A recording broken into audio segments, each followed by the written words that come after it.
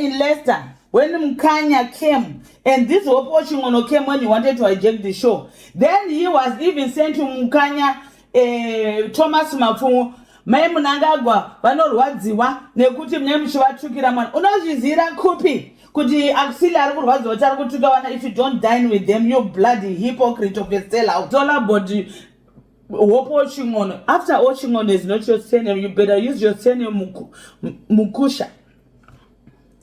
So, dear Zimbabweans, this watching on, the first thing he must do is to identify himself with his real surname, not to be hijacking his cousin's surname, Chingono.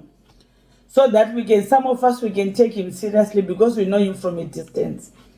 It is all about watching on being ululated, being celebrated by Zimbabweans who are suffering. It is all about watching on bragging to Zimbabweans how much he has paid for a boa goat from South Africa, ferried it across to Bora village in Murewa. It is all about watching on having a black man in Zimbabwe with no job, with nothing, being celebrated by Zimbabwe that he's got a house in Mount Pleasant with a swimming pool. It is all about being hope-watching or not with that fake surname of his.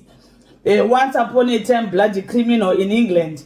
That is celebrated, he's got the best winery cabinet with so many whiskies, some of them cheap whiskies from England, 20 pounds, less than 20 pounds.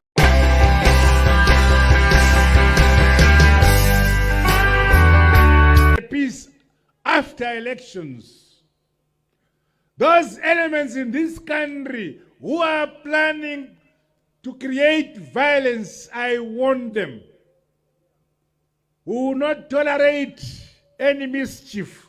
We will not tolerate all those who are bent in causing violence in our peaceful country.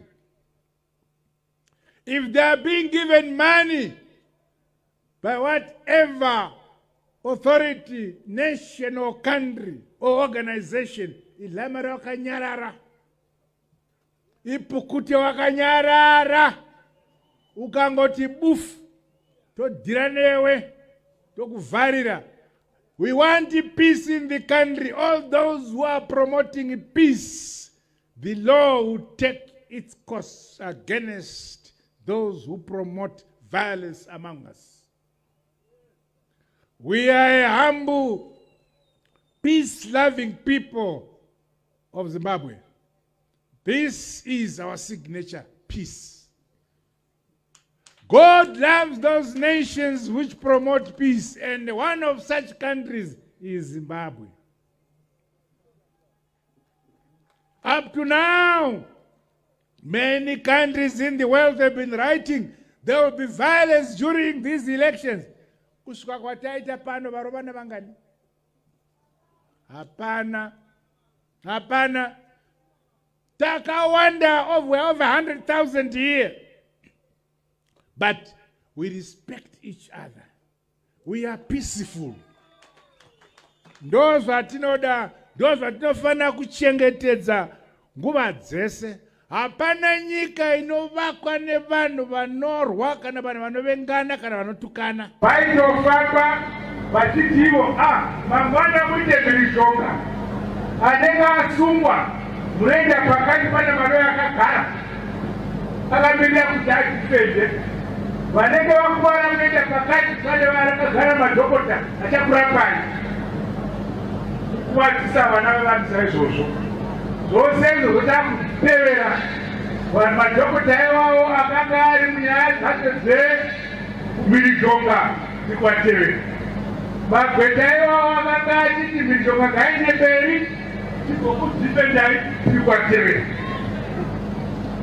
Saka uyo anenge asarudza umhirizhonga, anenge asarudza umhezvakono, aiwa takakwana tosangana naye. Anenge asarudza runyararo norugare, haleluya kwaari, rugare namazuva ake ngawedzerwe munyika inotongwa navatema. Asi avasarudza mhirizhonga mazuva avanowinyana. Pamberi neZANU-PF, pamberi neZANU-PF, pamberi nokubatana. The rest, the nearest church, and they report the abuse you underwent. We have only one single case that has come up in Chitungwiza. The rest, we now know that the women who were paraded was just make up by some organizations. And some of the women have now left the country, have been shipped to the United Kingdom. The few who are still in the country, they are being moved from house to house, and we are trying to track them down. It's all stage managed. And the killings? We are challenging anybody, local or foreign, to produce the women so that the world can see them and say this is what happened. We would want to see those. And with regard to that. Yes, sir. Where do you get your information? VP, Vice President, sir. Pane ma live videos. Pane BBC Al Jazeera yanga iripo marare nezuro. Ma journalists akarowa. Now listen. Yes, sir. No, if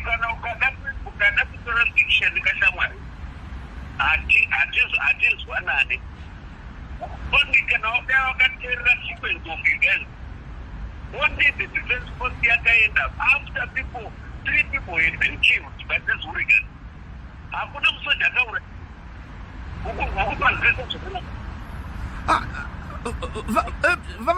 Vachiwenga pane masoja akafilma vachiridza futi. Some of the women have now left the country, have been shipped to the United Kingdom. The few who are still in the country, they are being moved from house to house, and we are trying to track them down. It's all stage managed. We are challenging anybody. That I think the problem with the corruption reports that have been coming out is that the opposition itself has failed to articulate the issues to the citizens. When I say the citizens, I'm not talking about those on Twitter space. I'm talking about the ordinary citizens.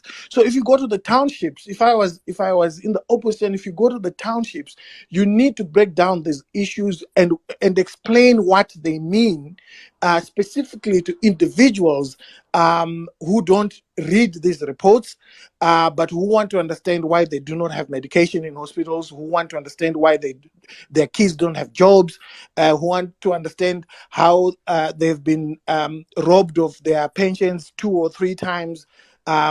Because this particular type of looting public funds is directly linked to the misery that the Zimbabwean citizen is facing today. So I've always encouraged the opposition that, you need to explain to people how much it costs to run a particular hospital that they use that has no medication, and explain to them how much it costs to put medication in that hospital, and then come at the tail end and explain to them how much has been stolen, how it has been stolen. The opposition has failed to do this. And some have suggested that even civil society sometimes has failed to do this. You see, we live in such a corrupt society, such that people start speculating why certain people are not saying certain things at a particular time. Yet those things give clarity to the cause that they are fighting for. Other people start speculating that perhaps there are people who take kickbacks, because corruption is not exclusively a ZANU-PF affair in Zimbabwe. I've always explained that corruption is now a Zimbabwean issue. So you find that somebody who works in a factory can organize to steal things from that factory, and that will be seen as okay at that level. So and you look at people talking about ZANU-PF and why they want to join ZANU-PF, they will tell you that they are driven by easy access to resources, easy access to cash, easy access to things that are looted from the ordinary citizen. So, for instance, things like mining claims, they will tell you that if I join ZANU-PF, I'll get mining claims. So ZANU-PF is commercialized corruption in such a way that if you join us, we eat together. But that's the sacrifice that the opposition has gone through here. Judging by what we see across the world, Chamisa seems to have led a political party in one of the most difficult dictatorships of the world that's only comparable to Russia and Belarus. I want to say that the opposition, I don't know if people ever seen here that in Zimbabwe there have been two coups. There was one in 2017, the removal of Robert Mugabe, and then there was one on the 1st of August 2018 when publicly Emerson Mnangagwa's office announced that they were going to use soldiers to literally change election results. There was another corruption that happened a few months after that. That was in January 2019, when Emerson Mnangagwa, whose company, Sakunda, Tagwire's company, it was supplying fuel to the country, changed the prices, leading to a demonstration in which he himself, as an interested party at a business level, changed the figures, and then he unleashed terrorists, soldiers, whether they were real soldiers or fake, I believe they were both, onto the people. 17 people were killed, 50 women were raped. That period was another horror that the opposition and the civil society had to go through, of extreme corruption, which I think should be the basis of focus, or maybe the foundation, before we criticize Nelson Chamisa's leadership or the civil society at large for failing to expose corruption here. They actually did. And I also think that it's unfair to, we had doctors here in 2019, and there's a tweet. I just wanted to alert here the convener, where the last speaker, the second from last speaker here, Hopewell, even confirmed that he suggested to Constantino Chiwenga, the man that I was exposing for offloading terrorists onto the people, suggested that he should go and meet the very doctors who were treating the tortured activists, in what civil society, to the other end, actually accuses to this day Hopewell Chingono for data protection breach here, and also literally I think, betraying Simba, the civil society. But I want to your come back desire here. to follow everywhere I I want go to come back. and use your personal attacks on me on something that's so Why important do you say is I've gone deplorable. anywhere? You've been Your doing tweet this is for a public, year, and Hopewell. it's very Your tweet is embarrassing. public. You Hopewell, come there are and lie women. about things that you can't Hopewell, provide. there are women. Sorry, I'm going to have to mute. I apologize, convener. I really apologize. I just wanted to say that, convener, just as I end, there are women who are still in hiding today, 4 years later, as a result of the shutting. Okay. Thank you. Hopewell, I know you would like to respond to that. I'll give you space to respond to that, but we've had some other requests to speak as well. Tinashe, I can hear you're unmuted. Would you like to come in? Yeah. I just wanted to contribute on what Simba was saying. There are a lot of young people who look up to people like Hopewell. So I've noticed that in his recent tweets, he's been maybe attacking the opposition for not being consistent, for not attacking corruption, for not having a tangible plan. But what has been happening is that the opposition has been attacked by the government a lot. It has been attacked by every facet of the government, but not been given any media attention, by not even having to be given the platforms to openly campaign and such. So now, if you have people who portray themselves as now standing up for the struggle, for now standing up for fighting against corruption. Now, instead of fighting against the corruption, they are fighting the people who we are looking up to help us in changing this regime, in changing this government. And now, when you come and attack that, you know that you are a person who's respected by people, and people look up to you. So now, the moment that you discredit the opposition that we are seeing as the agents of changes to us, it now gives it now gives us a platform where we are now wondering if we are still together in this, or if we are, maybe some people are now being used by the government to sway us from what we are supposed to be concentrating on. Because I think right now we are at a space where everyone is supposed to be united.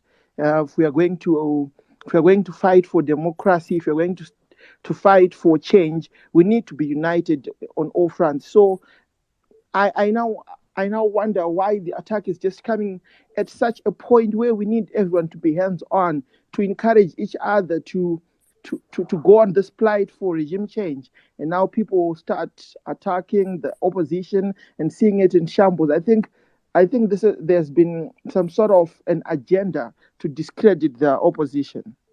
Yeah, that's what I think. Thank you, Tinashe.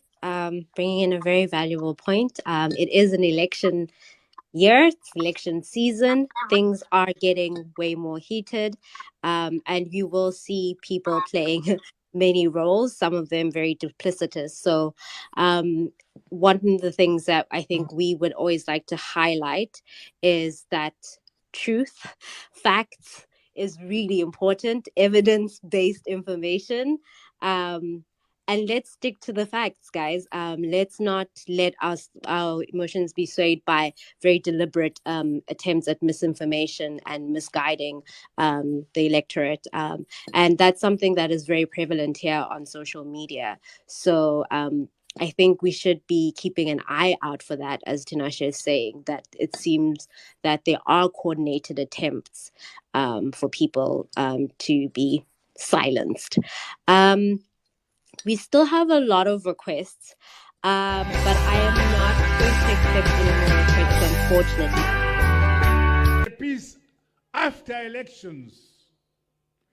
Those elements in this country who are planning to create violence, I warn them, who will not tolerate any mischief, who will not tolerate all those who are bent in causing violence in our peaceful country. If they are being given money by whatever authority, nation or country or organization, ilamara wakanyarara, ipukute wakanyarara. chichauruparidzaiwo ijournalism here vanhu tichidedhism chauri kuita akakuti dedhi wakutozvinanga uri baba wenyika yese iwe ungatadze handiti hauone marale triple C because hauide triple C yacho uri kuda kuiparadza kana saka rungoona ezanu ini ndosaka pepe wakanotengesa information kuna vanhu vezanu kuti safas kwanga kuine vanhu It's all stage managed. We are challenging anybody. chibvire kumhepo ungatadza kuona marale triple C akazara masisi ukasabloka una triple C unoona marale triple C make use of your YouTube uone zvikuitika triple C chibvire kumhepoko iwe wega ndiwe journalist unogara wakangosungwa wega majournalist mangani dzaidza unonyora usi unenge wadzitsvaga futi tibvire kumhepo tetakanyarara zvinoda tanga takapusa sadada kutonange takadzungaira nosese chidetipidze ngoti baba munhu wese akutozvonange ndiye baba wenyika yese nonsense. But I am not going to accept any more requests, unfortunately. Peace after elections. Those elements in this country who are planning to create violence, I warn them, who will not tolerate any mischief, who will not tolerate all those who are bent in causing violence in our peaceful country. If they are being given money by whatever authority, nation or country or organization, ilamara wakanyarara, ipukute wakanyarara. It's all about the what watching on. After watching on is not your surname, you better use your surname Mukusha. So, dear Zimbabweans, this what watching on, the first thing he must do is to identify himself with this real surname, not to be hijacking his cousin's surname Chingono. So that we can, some of us, we can take him seriously because we know him from a distance. It is all about Wopochingono being ululated, being celebrated by Zimbabweans who are suffering. It is all about Wopochingono bragging to Zimbabweans how much he has paid for a boa goat from South Africa, ferried it across to Bora village in Murewa. It is all about Wopochingono having a black man in Zimbabwe with no job, with nothing, being celebrated by Zimbabwe that he's got a house in Mount Pleasant with a swimming pool. It is all about being Hopewell with that fake surname of his. Once upon a time, bloody criminal in England. That is celebrated. That is he's got the best winery cabinet with so many whiskies. Some of them cheap whiskies from England.